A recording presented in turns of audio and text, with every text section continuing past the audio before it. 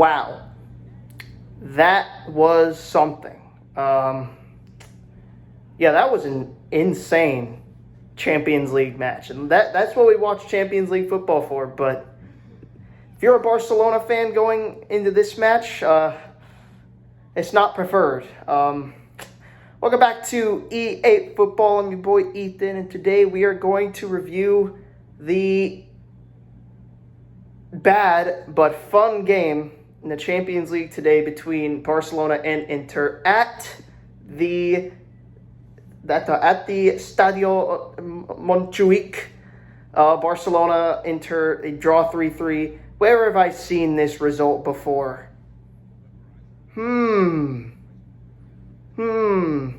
It's giving me flashbacks, man. But to start this off, there's a few things I'm going to go at. First of all, our front line is so good.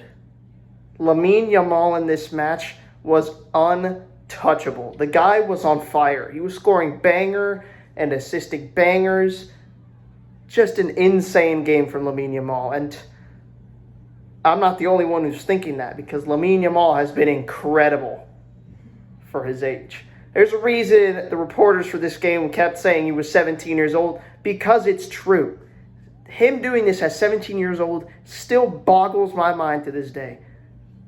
And for that, I got to thank him and La Masia, because they have been incredible recently. Rafinha in this game, oh my goodness. Although he had a few iffy moments, he was on fire as well. And there's going to be a lot of negative signs looking at Rafinha, especially how he's not been at his level in the past few games. But I think this game here shows why he is at that level. And Rafinha did so well today. That goal was a banger. He should have deserved that goal, and he assisted one of the goals as well after a sweet cross from Pedri. Really good performance from Rafinha. And Ferran, although he didn't do as good as Lewandowski, I feel like Lewandowski would have buried a few more chances. I'm still glad that he got the goal. It wasn't his best performance, I don't think, but he did pretty well. That defense, bro. Oh, goodness. That defense was so bad. My gosh, it was bad. Inter had 7 shots with 3 on target.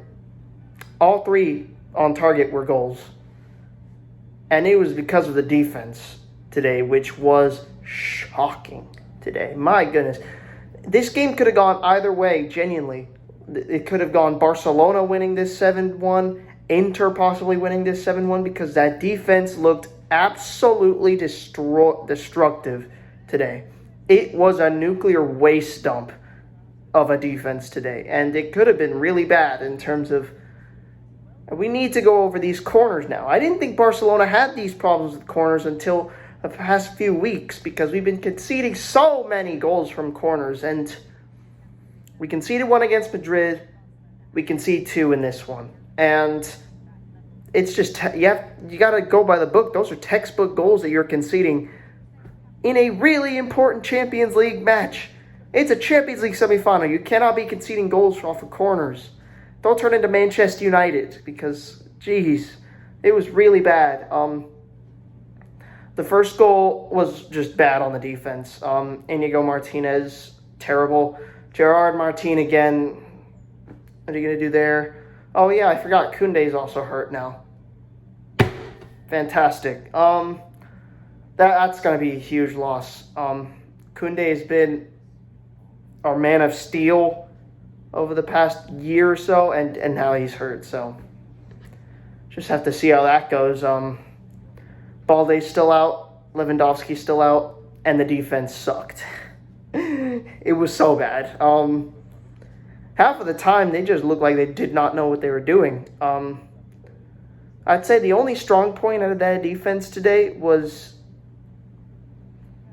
Cabarsi made a few interceptions there late during the game, and I'd say that helped out Barcelona, but my gosh, it was terrible. And again, I have questions on certain people who should be playing better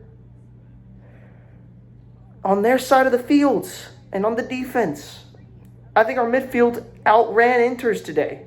And Yeah, Denzel Dumfries was a menace today for Inter Milan. Like, that guy went sicko mode on the Barcelona defense, and my guy was scoring bicycle kicks and stunners of goals. I know he's good for Inter Milan, but he's not this good for them in the league. In the league, he's nowhere near this good for Inter Milan. But Barcelona made him look really well because he played his skin off, and so I have to applaud Inter for that. Thuram, that was a really nice goal. Took advantage of a Barca defense that clearly drunk too much last night because it was so bad. It was schoolboy defending. And yes, I know there's a height advantage in the corners, and maybe that has a little bit to do with why we conceded these corners, but simple marking and simple stuff, really, that should be done in order to do well in this match was not taken, and Inter took every chance they had. So we'll just have to see what happens. I'm not a fan of this result. We have to go to San Siro now and try to score 1 or 2 goals on this Inter team, and that is going to be very, very hard because playing over there in Italy in the San Siro is not very fun. It's one of the hardest stadiums to play in. So that's not going to be very fun, but at least we didn't walk without a win, or not a win, what am I saying? A loss in this, because it very much could have been a loss, and it very much could have been a win. This match was pretty much equal on both sides of the field, and I'm just looking at some players, giving them that eye. What are you doing, bro? Huh? Okay.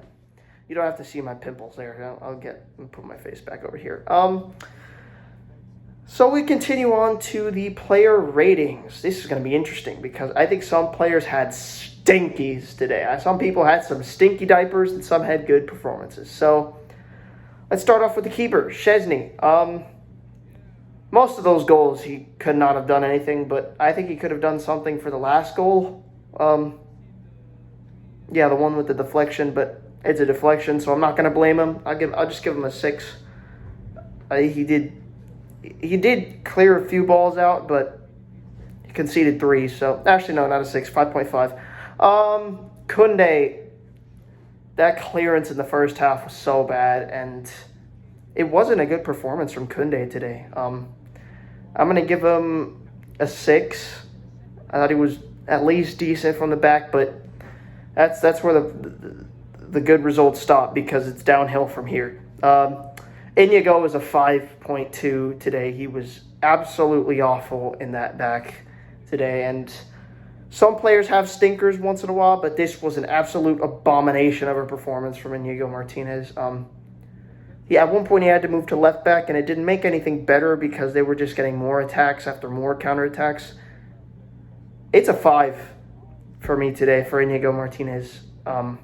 Not a great performance at all. See, it's making me belch just because of that. 5 for Inigo. Kubarsi can get a 6.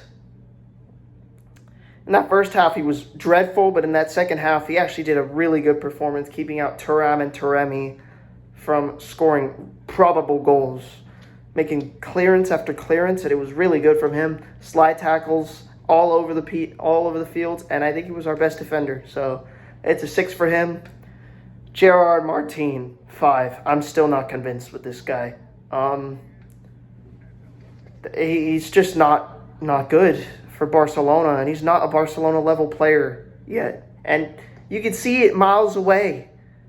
What is he doing? Passing the ball straight to Inter Milan players, getting way too far up the field to start going back. I miss Balde so much in that back line. And you can tell that it's just not working with him. It's just not working. I'd rather put in Araujo over him. And Araujo had a solid game. But it was so poor from Martin again today. It's a 5 for me. I don't know why Flick keeps putting him there. Just put Araujo over there. He has more experience than Martin, and he's better than Martin. It's a 5 for me. I don't want to see him play for Barcelona. Next, we've got Frenkie de Jong. I thought it wasn't a bad performance from Frenkie de Jong. I think he had a decent performance. I give him a 6.3. 6.5, actually. It was a decent performance from Frenkie, and You couldn't ask for much because the defense looked absolutely woeful today. So it's a 6.5 for Frankie de Jong. Pedri, again, showing why he is an absolute beast for Barcelona and breaking lines and everything. He gets an 8 for me. He was absolutely shredding that Inter midfield of Barella and all of those midfielders, and he showed today why he is one of the best players for Barcelona and in that midfield. 8 for Pedri today. That second pass to Rafinha that led to the second goal, world class, bro. Pedri is so good. 8 for me. Now we get to the front line. Dani Olmo can get a 5.5 today. He was not at that level, and it was his fault we conceded the free kick in the second half. He wasn't marking his man, and he did not look, and he was so far off it for the rest of the game. It's a 5.5 for Dani Olmo today, which is weird because Dani Olmo has been dropping a few stinkers recently. I don't want Dani Olmo to fall out of form because he's our reliant guy to make that difference up in the front. So I really hope he does not fall out of form. 5.5 for Dani Olmo. Lamine Yamal, 9. Bro, he was untouchable. He put DeMarco on the floor. He scored an absolutely beautiful goal. Self-made run, Messi-esque run with that solo goal, and he was incredible today. At one point, Inter had to put 3 players on him, and they still couldn't stop him.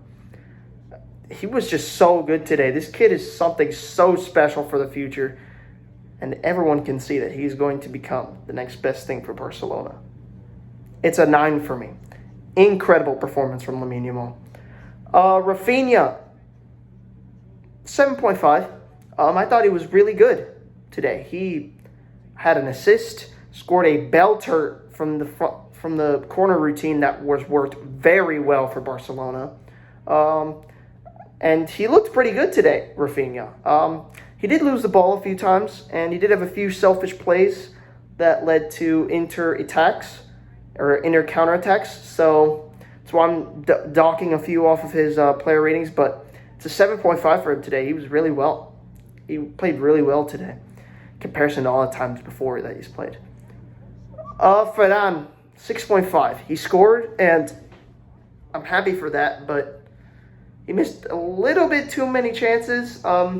I feel like Lewandowski would put in 2 or 3 more of those chances. But for Ferran, he still scored. He's still having a scoring run. And for me, it's a 6.5 for Ferran Torres. Then we move on to the substitutions. Araujo, 7 for me. He played really well. Really dealt with that left-hand side after Martin put on another disaster class. It's a 7 for Araujo. Gavi came on. I didn't see him much, so I'll just give him a 6. Christensen still plays for this club somehow. I did not know we still had Christensen. I thought he was gone. And apparently he was just hurt, so it's good to see him back. I'll give him a 6. I didn't see him play that much. The same for Eric Garcia. 6. I'm actually going to give him a 6.5. I think he had more decent outlook. And Fermin Lopez for Dani Olmo, 7. 7. Fermin has been playing so well, and I genuinely think he should start over Dani Olmo in this next match we've got coming up in La Liga. Because he's been incredible every time they sub him in. He's been that substitution that just gives Barcelona the power and energy they need to move forward. And he looked incredible today. I'll give it to Fermin. It's a 7 for me.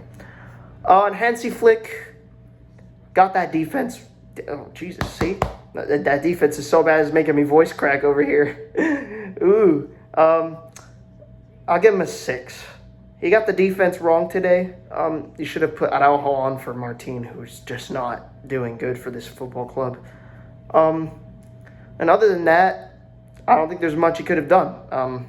It's a 6 for me for Hansi Flick. Hopefully he tweaks the offside trap a little more because sometimes it didn't work and it did lead to one of the goals and one goal being chalked offside for it having a big size shoe. So he has to fix that next time, but it's going to be hard going to the San Siro for Hansi Flick. So I'll give him a 6 for this one. And it's all down to the wire now for Barcelona.